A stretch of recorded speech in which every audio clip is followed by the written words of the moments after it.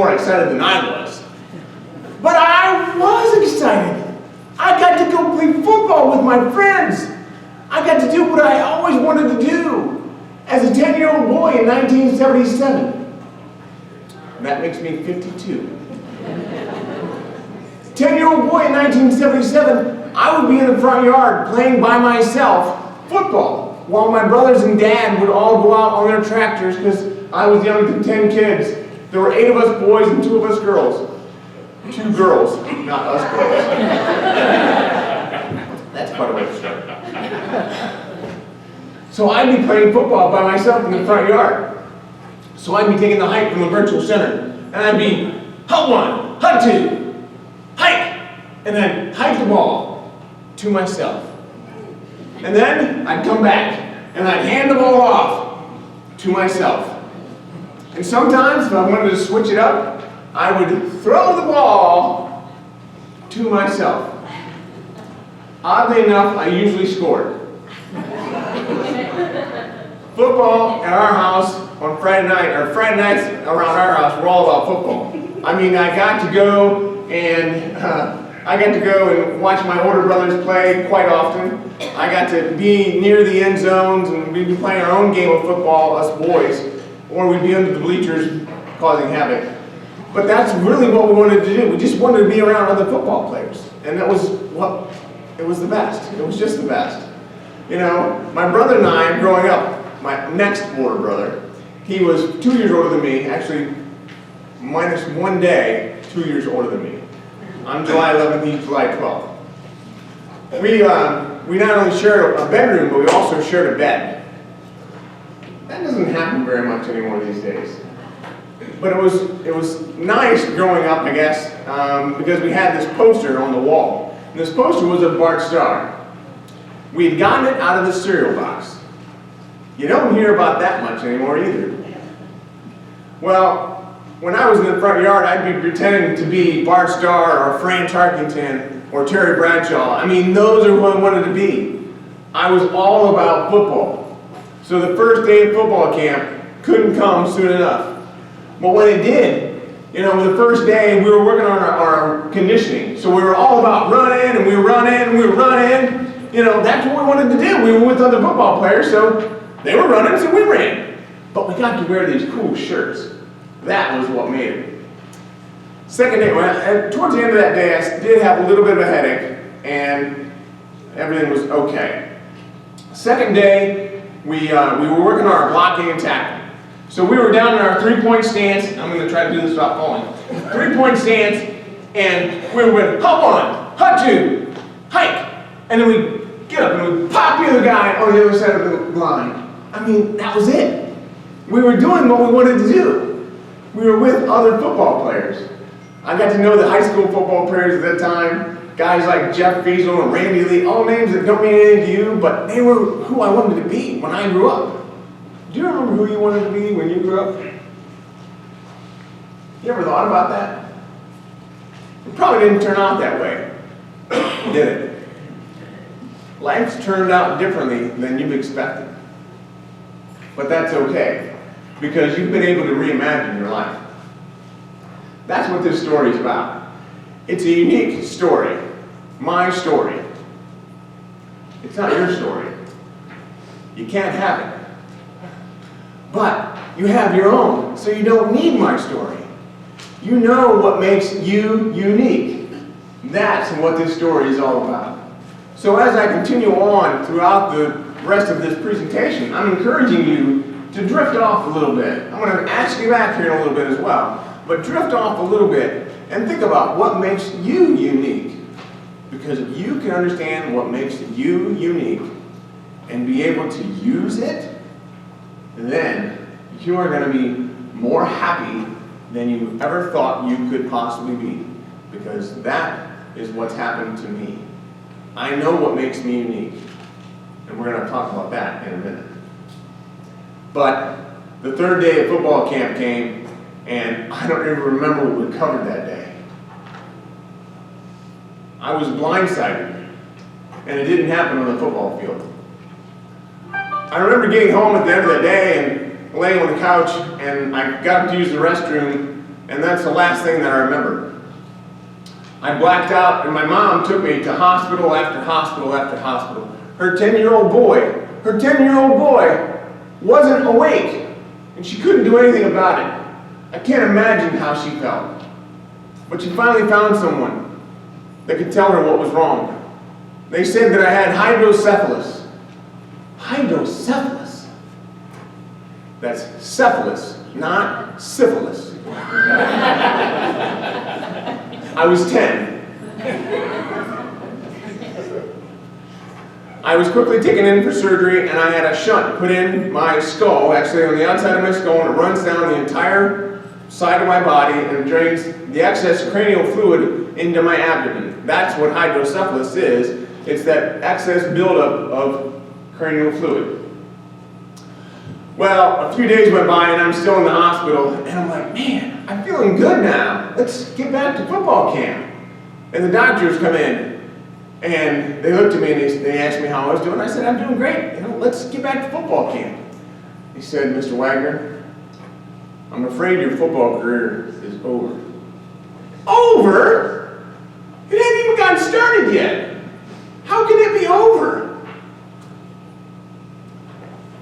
Well, people in your condition shouldn't be playing football. People with shunts typically don't play football.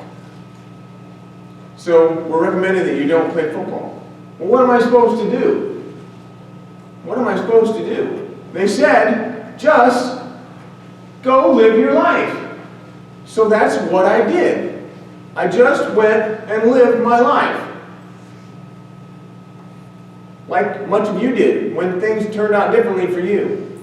Or the people you support, or the people you care for. Life turned out differently than what they had expected. Those parents, their lives turned out differently than what they expected. But they kept going, because they just went and lived their life. Well, for me, I met and married so what sets you apart? We've already talked about this. You can come back now if you like. But my 33 years were filled with many medical maladies. I met and married my wife Connie. That was not one of my medical maladies. But that is my hair. Real hair. We moved to Chicago, and we had three children. There was Grant, Colin, and Jessica. Well, one day in Chicago in 1992, I was out for one of my runs. So I'm running again. I'm running. And I was on one of my health kicks, so I sprinted toward the end. I might have ran a mile. So to say somebody's now ran a half marathon, it's a pretty big achievement. For someone that thought a mile was a lot. Well, again, when I got inside, I went in and took a shower and sat down with my cup of coffee because a cup of coffee sounded good after a mile run and whatever.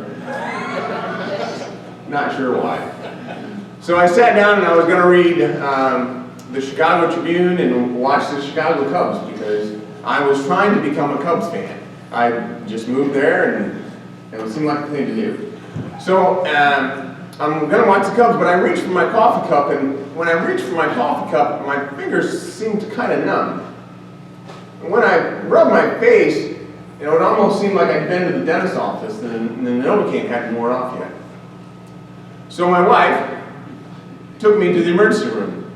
And there they determined that I was going to have to be kept for a few days while they observed me.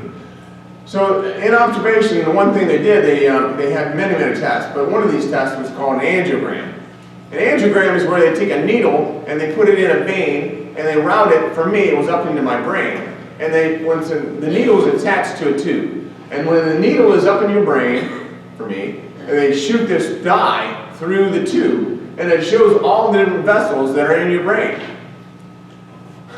Well, okay, I'm okay with it, but they said the brain, or the vein that's closest to your brain, it's in your groin. I didn't laugh either. It kind of made me cringe and a little uncomfortable, but they said that's where it is. So, but then the funny thing is they said, just relax. Well, as I'm being wheeled in for this procedure, the nurse looks at me and she says, Mr. Wagner, I'm surprised you're doing so well. I was confused. Well, most people in your condition are in a coma. I'm not sure if she was trying to make me feel better, but if she was, it didn't quite work. A few days later, the results of the angiogram came back, and they were worse than they had hoped. I have what's called a cavernous malformation. A cavernous malformation, or a cav-mal for short, is a malformed blood vessel. I mean, they can form anywhere in your body. Mine just happened to have formed in my brainstem. And it had bled. And it bled, putting pressure on the nerves that control my entire right side. That's why I was numb. So I said, what can we do? Is there anything we can do? Can I get a surgery, or can I have different diets or different medication? They said, no, there's nothing you can do. You're not a candidate for surgery. So we talked about the gamma knife, and that wasn't an option. We talked about other operations, and that wasn't an option. But they said they're not a candidate unless there are no other options. No other options. Okay. Well, are there any limitations? My wife and I both asked that question. And they said, no, there's no limitations, but we recommend you don't do weightlifting. Weightlifting? I'm okay with giving that up. I was never really disciplined about it anyways, but I did try it. But they said, I told this to my wife, and I said, it looks like I'm not going to be able to, do the laundry or take out the trash and sweep. I mean, I couldn't sweep for the rest of my life. Much like you, she laughed, and she said, guess again. She's a smart cookie. Anyway, they said, in the end, just go live your life. So that's what I did. I just went and lived my life. So we're coming back. Right now, we're coming back. As you've been thinking about what it is that you have. What makes you different? What makes you unique? What sets you apart? That's what I want to impress upon all of you. For you to be thinking about that as we go on throughout the course of this presentation. Fast forward then to March 3rd of 2011. I was in an all-day training session in Cleveland, Ohio. I was living in Columbus, so it was about a 2-hour ride for me to get there. Well, I had this all-day training session, and towards the end of it, I started to get, everything got blurry, and not totally blurry, but like a double vision almost. I couldn't really see very well, so I did make my way out of after the class was over, I made my way to my car, and it was in the parking garage, and I remember where I parked because I could see the sky when I got out of the car. Well, I made it to the car, and I had a brand new 2011 Ford Taurus. I still have the car to this day. It has 197,000 miles on it. Most of those are with one eye. Don't be afraid, it's okay. But I made it to the car, and everything seemed to be right next to me. It was like I'd lost my three-dimensional vision. Well, seeing in 2D will make you see that way. And the funny thing is, when I put the car in reverse, everything was in perspective. I mean, I could see there was no car behind me. I could see there was nothing right there. So and the bells and whistles didn't go off, so I backed out. And then I started to make my way down that garage. And man, did it take forever. But it was nice because I had people behind me that were honking with encouragement. They were so happy. I mean, I have one guy, he told me that I was number one. That was my perspective. And then I reached my new nemesis, the toll booth. I hate those things. I can never seem to get close enough or too far enough away from them and still make it through. I made it through this one okay, but it's a good thing that I have those, what are they called? Disposable mirrors? Okay, so they're probably not called disposable. But anyway, I made it out onto the road, and I wanted to get back to the interstate, but all of a sudden I realized I had no idea how to do that. I think this is a guy thing. Sometimes we just get so in a hurry to get where we're going, we forget to understand where it is that we're going and how to get there. So, typically I have my wife do that on GPS, but that's another story. Anyway, so I got to the next stoplight, and I did the only thing that I could think of doing. I used one of the new features on my car, my new car. I hit the home button. Don't we all need to do that at times? Just hit the home button. It just gets you back to where you're from. It gets you back. It makes you feel better. Hitting that home button means a lot. Like with that rear view, the backup camera. Sometimes looking in the backup camera means a lot as well. Seeing where you've come over the last year, or 2 years, or 5 years. Looking in that backup camera sometimes makes all the difference in the world. Or maybe the last 24 years. Isn't that awesome? Well, I made my way to the interstate, and when I got to the interstate, I found the first rest area I could, and I got off, and I called my wife. I said, Connie, I said, I don't know what's going on. I'm not feeling quite right. My vision's a little blurry, so I'm going to rest, and I will get back on the road, and I'll call you, or I'll get some rest, and before I get back on the road, I'll call you. Well, I'd get frustrated because I couldn't fall asleep, and I would get back in the car and not call my wife and just go. This is the point where I need to confess that my biggest blind spot was sitting in the driver's seat. I should not have been driving that car. I should have just stopped and asked for help. But I had too much pride, and I had too much going for me that I just wanted to get home. I just wanted to get home. When I did, I finally did, that 2-hour car ride took me about 4 hours because I stopped at every rest stop. I got home and all the kids were in bed. My kids were 15, 13, and 11 at the time. And my wife was in bed as well, so I just stayed on the couch. But on March 4th of 2011, I had to get up at about 3 a.m. And when you get up at 3 a.m. and you're over 40, there's really only one place you gotta go.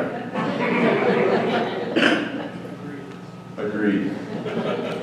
So, as I'm making my way to the restroom, I'm stumbling. I'm hitting stuff all the way. I'm like, man, has Connie moved the furniture again? No, she hadn't moved the furniture. Well, I got to the restroom and I went to flip on the light switch. Nothing seemed to happen. Well, I looked towards the mirror, and when I looked in the mirror, I could see that the lights were on because I could see some light coming out of the slits in the bottom of my eyes. I couldn't lift my eyes open or I couldn't make my eyes go open unless I cocked my head back all the way like this. You'll notice sometimes you'll see me looking. I still look that way at times because it's a reaction. It helps me be able to see better. I don't know. It's the way it is. But you know, when my wife heard the commotion, she came downstairs and she looked at me and she said, "Brian, what happened?" I don't know. As soon as we were able to, we got off to the emergency room. And we made it to the emergency room, we were there for hours and hours, and tests. And then finally, the doctor came in, and they said, "Mr. Wagner, I'm sorry, but your cavernous malformation is bled. It's bled and it's putting pressure on the nerves that control your vision. So my eyelids would not go open. And my eyeballs don't go together even till this day. So if this eyelid were open, I would see double." Terrible way to go through life. But he's not. Well, they said there was really only one guy that could help me. You know, at this point, he said, "I'm afraid we're recommending you have brain surgery." Brain surgery? They told me never let someone operate on my brainstem. What's changed? Mr. Wagner, we told you. It's bled, and it's putting pressure on your nerves. The problems you have are only going to become worse and more frequent. Worse and more frequent. Worse and more frequent. That's what I heard for the next 27 days. I thought I was going to die. But they said there's just one specialist. There's one brain surgeon that can handle this procedure. And we recommend you going to him. He's in Phoenix, Arizona. And he is my one. He's my one guy. So that's where I went on April 1st. No fooling. In 2011, and I had brain surgery. I met him the day before. The next day we had surgery together. Isn't that great?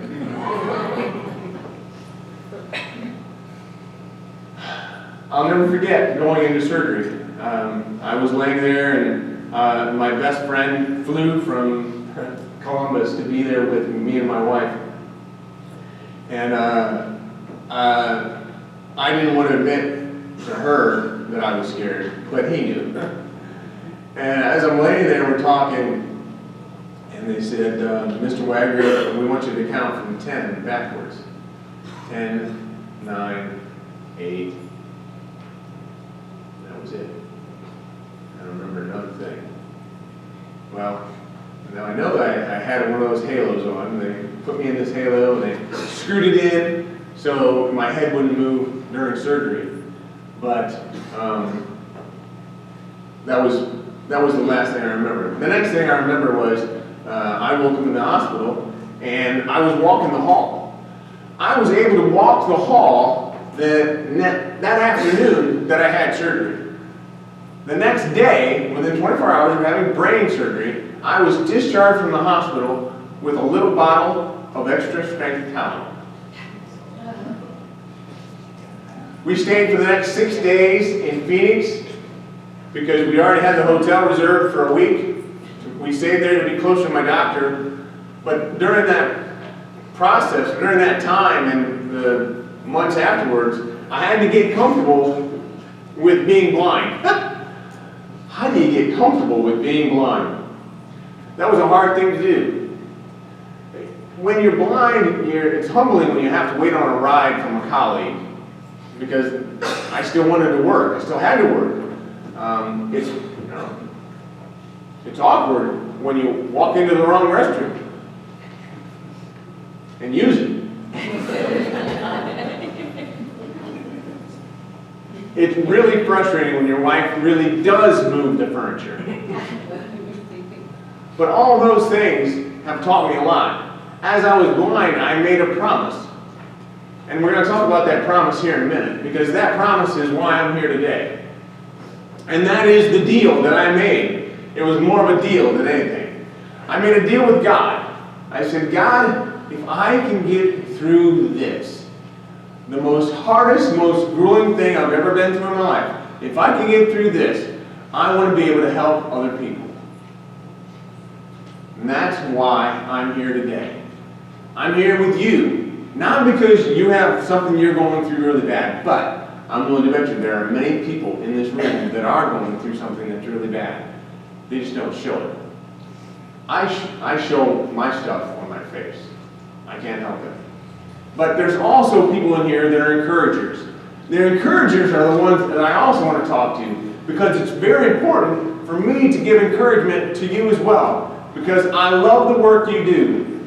I love the work the DSPs do. I love everybody else that's doing this kind of work, because the encouragers are what makes it happen. It makes it happen for you and for your community. It's the best place to be. So that is the deal. During this time, I had many encouragers myself. One of my encouragers was my wife, Connie. Connie would say, well, let's go for a walk. Like, oh, okay, let's go for a walk. That sounds cute. She didn't have that idea. Her idea of a walk was a walk. You know, we're going to walk. We're going to work it out. Well, I had no idea she was going to take me down this treacherous terrain. I mean, if you look at it, there's ledges on the right, there's ledges on the left, and the undulation. Undulation. Isn't that a fun word? It's kind of a big word for this simple guy. But the undulation changed. When I went from going this way down the sidewalk to the opposite way, everything changed. My perspective changed. As your perspective has changed and will change if you allow it to. If you begin to look at things differently from your employee's perspective, or your caregivers, or the person you're giving care to perspective. If you look at it from that point of view, everything begins to change. And that's the best part of this story, is to help people see that sometimes that blind spot is the biggest thing that you need to clear. Because if you can clear that, you'll be much happier. I was very happy as a father. My daughter, Jess, she was 13 years old at the time that I had surgery, and she wrote me a letter. It's a special letter, and I'd like to share it with you.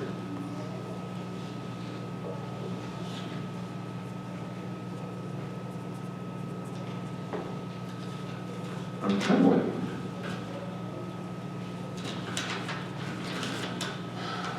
Dear Dad, happy Dad's Day. I hope you have a great day because you definitely deserve it. All the cards and TV commercials always say, my dad's the best. But they're all lying. You're the best ever.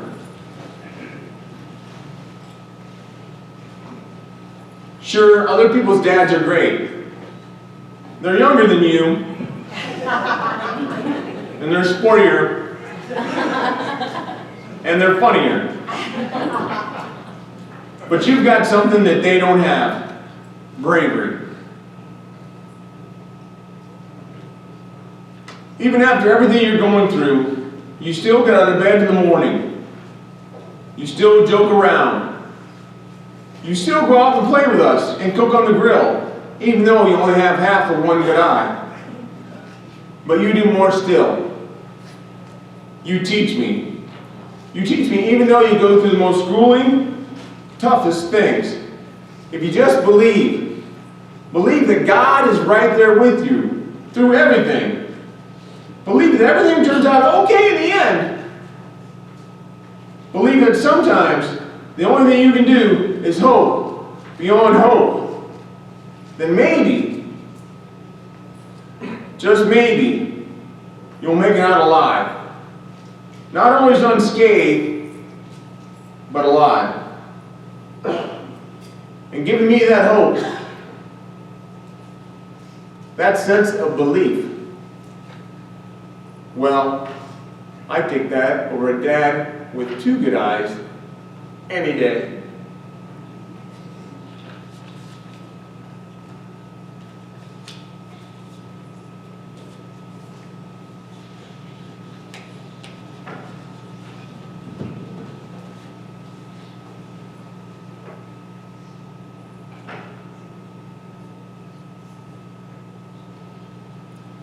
You know, I'd show hands. How many of you have ever received a letter like that? Doesn't have to be from a daughter or a son. I get a better question. How many of you have ever sent a letter like that? Think about that. Now I know there's probably something you're thinking about. You may be thinking about, oh, there's that one. Remember we talked about that one? There's that one. Or maybe there's that coach. Or maybe there's a teacher. Maybe it's a mentor. Maybe it's a spouse. I want you to think about that one for you right now. And I want you to write down their name. I'm going to wait while you do it. Take out a pen, take out a paper, write down that person's name, and promise me you will send them a letter